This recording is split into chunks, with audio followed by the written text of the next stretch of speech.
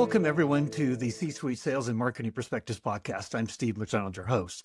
Today, we have on a very special guest, Ainar Nurk. Now, Ainar, you are the Chief Sales Officer at Nexi Group, and I'm going to give you a moment here in just a second to explain a little bit about yourself and the company.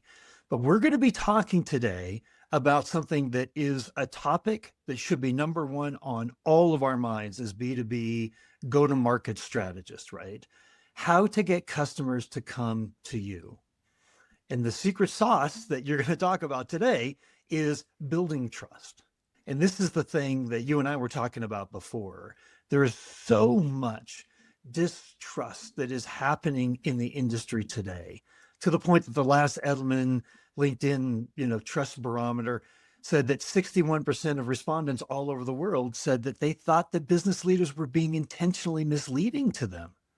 Intentionally. Another study showed that there was 74% of B2B buyers said that we don't believe the customer evidence that you present to us. These are problems. This is why Forrester says it's the number one thing that we should be focusing on.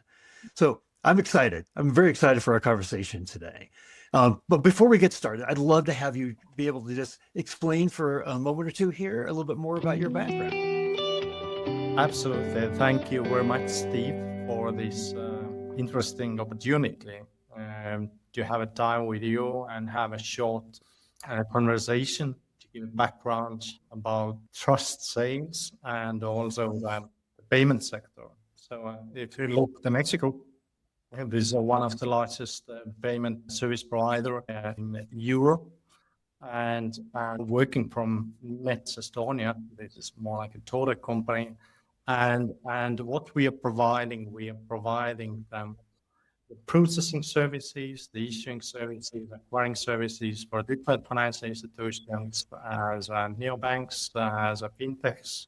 And my background is related more than 20 years about payment service. So in the private way, I'm the father for 3 children, and I'm family person completely. So, but I come back to the trust vision. And as you have asked also previously, what is the value of the trust sales?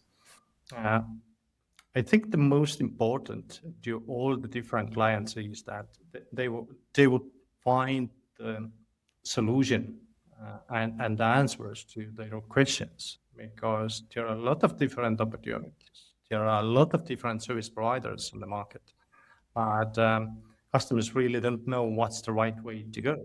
Because as you know, we are selling the software, we are selling solutions, and it's more complicated than to sell a readiness product, because in readiness product, it's an example, you know how it works, what it does.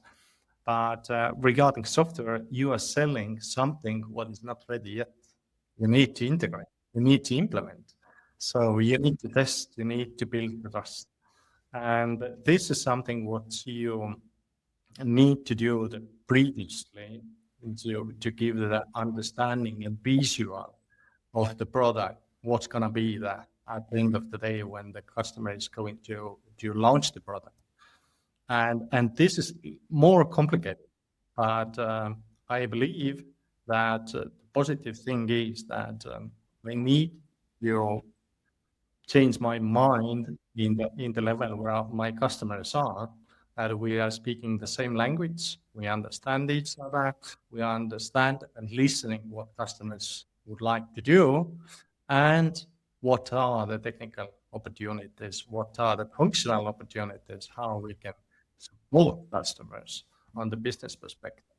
And I also believe that you can't ask as high prices as possible.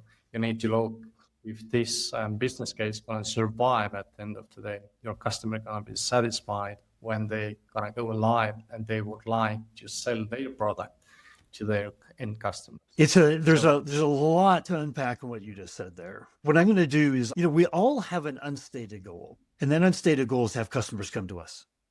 It's a lot easier. It's a lot less work, right? So in order to have that happen, what's the foundation? And we're talking about trust as the major foundation here, right? But it can't be just you. It can't be just people on your team. This is a company-wide effort to build trust, right? How do you just, if you could take us back in terms of how do you set the tone or the culture, however you want to talk about it, within the company? Because trust is built with every interaction and every support that we're getting and how we're passing it on to the customer. Is this a cultural thing inside of the company where you're helping to build trust, or how does that work? It is cultural thing, and it is something what you need to cooperate together with your team members in the way that what is the role of every person in the organization, what is the value, what every team gonna bring to the customer evaluation, and this is something what you need to give to the customer as well in the way that if you don't have the services, what you are not able to provide, don't do a promise. Give the opportunity to the customers that if we can't help you, then I know at least somebody who gonna help you. The question is to find the best opportunity to your customers. If you don't have the best opportunity or your customers don't overpromise. So find solution in the way and they are coming back to you indirectly, earlier or later, if you give a good hint, good knowledge and information to your customers. If you start to fail, then it's gonna be more like disaster. You said, hey, I'm not sure we're the right solution for you, but here's an entity that is. But what you're saying is you're not really pushing the customer away, right? Because you just built up such a tremendous amount of transparency that they want to work with you, whether that's short term or long term. You're setting that foundation. Exactly, because if you look, example, the market of the payment sector, it is pretty small. It is more like a unique team who are keeping together as a pan Europe, but also globally. People are talking each other. They are giving the hints. They are giving the information that I got a very good recommendation from this guy from Estonia. So you need to turn to him and ask him what is the right way to go further. So I believe that the network building it's super important, and you don't need to win the customer. The question is not about how much revenue gonna bring in the short term. The question is that how much value you are building in the long term. That's a more valuable. That's a really key point is you said it's not about the revenue in the short term, it's about the value in the long term. Now, you're going to have a lot of chief revenue officers and salespeople that are watching this and thinking, I've got a quota that's over my head, right? And I'm being judged. I'm being evaluated on how much revenue I'm bringing in the short term. You know, very few times would you go into like a board meeting and have somebody say, tell me about the trust KPIs and how we're doing, right? They're like, how are we doing on this month or this, quarter's quota? How are we doing on next quarter, right? So how do you balance that? The short versus the long term, that's one of the biggest issues that causes misalignment and problems internally. How have you and the company resolved that so you can have that perspective?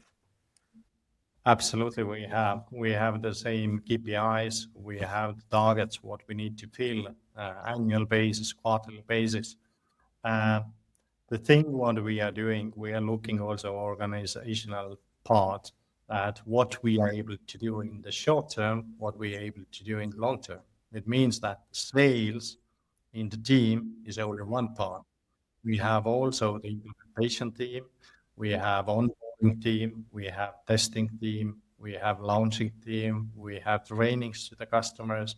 It means that all the different teams need to support the customer onboarding in a way that it looks nice. If you are just over promising and you're bringing a lot of customers in the queue, then you're in trouble. You are not able to onboard so many customers. You need to put on hold customers or direct to another competitors. So that's the way how you need to find a way. Who are the best customers to you? Who would you like to onboard in the first stage? Who gonna be the second one, third one, etc. But I think for every salesperson, complicated part is how to build the network. So how to find the customers. As I remember when I started a long time ago, it was very tough. Yeah, I used the same LinkedIn. I tried to get the new conversations, to find new people, new CEOs or decision makers. It was very tough. One moment when you are successful, it's gonna start to work reversely. It means that you can do some good connections, and you're gonna start to get the inbound sales. It means that the customers are starting to come to you. An example perspective, I have not done the outbound for the last 3 years, only inbound. So I gonna get the new messages, new emails, and so it's a good position where to be, but it needs a lot of previous work to reach to this. We all know we die without a good network, right? So give me an idea, just a balance of time on building your network, strategies specifically working to build your network versus all the other activities that can consume you, right? I mean, you could be busy every single day, right? With every other sales activity. We don't have to list them all here, but what's your recommendation on maybe the balance of networking? Or the balance of networking, I think this is more like a free time, or how I'm using my private time. It's very important. So I'm very sport oriented. So I'm playing paddle. I'm skiing. Sometimes I'm doing also the ski marathon, or running, or swimming, or bicycling. So different things, but all the different activities, it keeps you fresh all the time. And I like to experiment new things because I can see I'm alive. If I'm just sitting and watching TV, what I'm never doing, it's gonna be quite complicated to surprise yourself. If you go outside and do the new things all the time, it gives you completely different.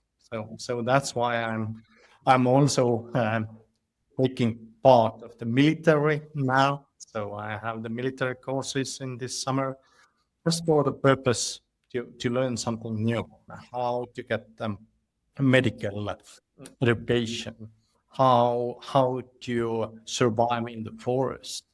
So how to do the team building in the forest for 10 days. And all these different things, it can keep us fresh. I like to read books as well. I'm reading quite many books every year, and every time when I'm traveling in the airports, I'm buying something new because I like physical, how I can say, books, not about Kindle. You've talked about all of that. I would lump it into kind of a category of self development, constant, continuous self development. And I don't know how you do it. You're a chief sales officer, you're a CDO, you're a chief dad officer, you got kids, right? And then you've got all these activities and you're traveling. But tie for us the self development into success in business, right? And building that network and building trust. You're not doing that just because, right? That's something you've done for yourself, but it has a role in business too. If you could connect those dots. Absolutely, because I have the philosophy that everything what you are doing good, it's coming back to you. It means that if you're giving something positive out, you're gonna get it indirectly back. Maybe not, but I think the balance is important between different things. Is it the voluntary? Is it the family things? Is it business? But business and the private life, it's working quite in the same way. There are no difference. So if you are successful in the family building, you are successful or also in the business building and opposite maybe, but I think everything is starting from family. So you have some responsibility from your home. You you must take care of your children, your family. You want to develop them and to build their future and cooperation and to spend time with your family members. And the same gonna happen also in the job, in the working environment, where you have a lot of conversations, you have dialogues, but you need to be patient with your co-colleagues and the employees. So this is super important. I want to make a transition over to another part when you and I were previously having a conversation I think is really important, and that's aligning sales strategy with customer needs, right? A big part of building trust, obviously, is making sure that you completely understand your customers. And I would just, you know, how do you assure that, your sales approach is aligning with their customer needs? I think the importance, there are two different ways. The one way is that if we are selling something to the customers, we need to listen customers. We need to understand what they are telling to us. It's more like psychology work where you are sitting in the chair and you're listening what your patient and figure out how you can help him or her in this position. Quite a similar situation is in my job, what I'm doing every day. And I think most of the, or many companies don't recognize that sales people are very important because they bring it back the information. They bring it back the message where the market is turning. What is the priority to the clients? What we as a company need to provide to the market to make more success from the business. And this is the most important part, what helps to build the company's long-term strategy, also the new development plans. And that's the things what only salespeople gonna bring you back, not anybody else. And this is important, what I want to remind to the different CEOs and company owners. And salespeople are not the salespeople; they are experts, and they are the informators who are going to bring information what is necessary. Gong a couple of years ago did a big study, and they looked at over 4,000 sales conversations. A couple of things they found out. One was that the sales representative talked 2/3 to 3/4 of the time on average. So they dominated the conversation. That they also were talking about themselves, the product, right? They were selling. So the way that I think about this is that lots of times it's very easy to understand the customer through the lens of what we provide to them and how we address their needs about this much. But if you talk to any of them, their needs are far beyond what we do as a company. For them to be successful, their needs are out here. And so the way I always kind of think about it is vendors talk here, partners build trust and talk out here, right? And so I'm just wondering, how do you train your sales team? How do you go about understanding and talking to them about their greater challenges, their greater needs, and being that, what Gartner or Forrester would call the trusted advisor, right? It means you have to be a thought leader in more than just your own tech, right? You have to be a thought leader and an expert beyond that. How do you do that? I think the reason is that when I had opportunity to build up the fintech company from the scratch in 2017, 2019, it was very hard. It means that as CEO of the company, you were able to run the business. You had the responsibility of the budget. You had the responsibility of the results, technology, people, their families, and you had very limited time to run all these things. And I'm very appreciative of the owners of the companies who have built or self-made business, let's say. And I know exactly how hard it is, and I know exactly what they want from me. And I'm really trying to help them from the perspective, what is my opinion? I'm more like a partner to them, to give my knowledge and my experience to show, if I'm you, I'm gonna make this, that decision. And he's asking why so? Because I think that's gonna be the way how it's gonna work compared to any other alternative, because it's gonna be more costly, it's gonna be more risky, it's gonna take more time, etc. So I'm trying to put myself in the shoes where the partner is sitting, to get to understanding what's the right way and how I could solve this issue. That can only happen if A, you're talking to them, and if you're asking lots of good questions. I mean, not everybody had the experience you did where you're starting up a company. They gave you such an in-depth understanding of your audience you're selling to, right? But we can gain that knowledge, but we have to be curious, like really genuinely, right? And we have to ask those questions. That's why when I saw that Gong study where the sales representative talked 2/3 to 3/4 of the time, you're not learning in that environment, right? So that's, I guess, the deep customer understanding, you know. So we're having conversations, but those conversations are being pushed back farther and farther, right? That's the B2B buyers, their journey. They're wanting to talk to us, but not until the latter part of the purchase process, right? And what that means is that if we're not the most well-known brand names, if we're a challenger brand or anything, we're getting left out, and they've already made up their mind who they think their first or second choice is. So how do we get into that conversation? Right. I think that's probably the biggest thing, right? And that goes back to, how do we get customers to come to you, right? If we can just get into the conversation earlier in their buyer's journey, right? That's what we really want. We want that conversation before they started already making up their minds.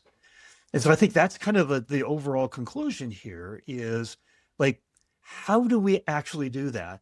Is it by building the trust over time, making everything that you've talked about here? What is your advice, right? If you could kind of like sum it up, how do we help ourselves get into conversations earlier than later in the buyer's journey?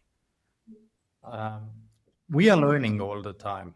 So every human gonna learn all the life. We are living a long life, and we need to be proactive all the time. And I believe that through the learning, also salespeople gonna learn something new. It means that one moment you need to be experts. If you're learning more how your product gonna work, how the sales gonna work, and what customers' behavior gonna be based on your product, how it fits with offer and accept perspective. I believe that's the point where the sales people need to do more work to be professional what they are selling. They believe that, yes, I as a salesperson, I want to buy this product. Not about I want to sell something, but do I believe my product or do I not believe? That's a really good point. Because if we don't believe it ourselves, we're just going through the motions. But if we believe it and we truly believe that we can provide value, and that there's so many different ways that we can provide value. So I guess, I'm going to ask you a question. If there's a story that you could tell that demonstrates kind of this value or the trust building, process that you go through. There was a Harvard Business Review study that said we remember things 22 times better if we hear it in the form of a story. So I'm not asking you to name names or companies or anything, but just how you really felt that genuinely learning and understanding and building trust with a customer, how that really worked, how that came back, right? It actually benefited not only the customer, but the company as well. Is there a story that like comes to mind? Yeah, I think there are coming also some stories in my mind.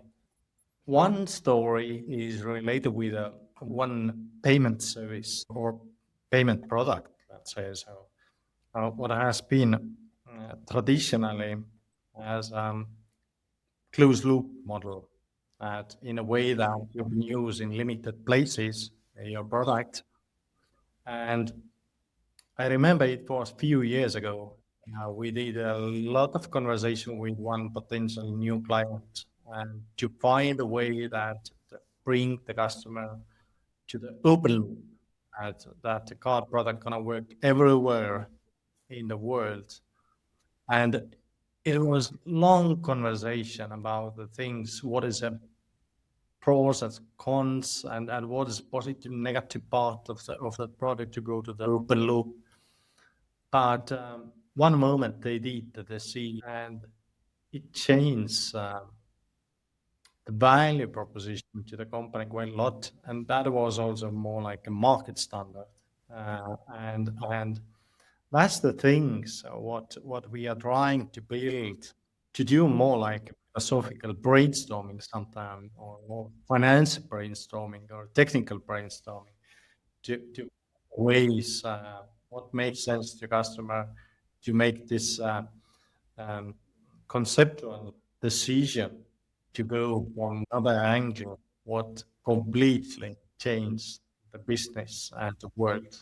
And I like these things, and this is the most interesting I can say, learning what I have had, and these things makes change, and that's what we are doing. I wish we had a couple hours because this has just been fascinating. But I know one thing for sure, people are going to have questions. And would it be appropriate that I give out a link to your LinkedIn profile that people could reach out and ask you questions?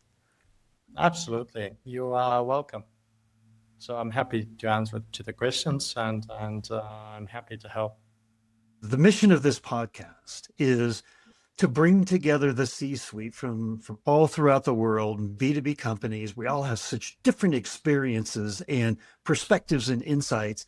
And if we can bring that together and share with each other, then that's like the saying, it's a rising tide that lifts all boats. And I think you were an important part of that rising tide today. So I just wanted to say thank you.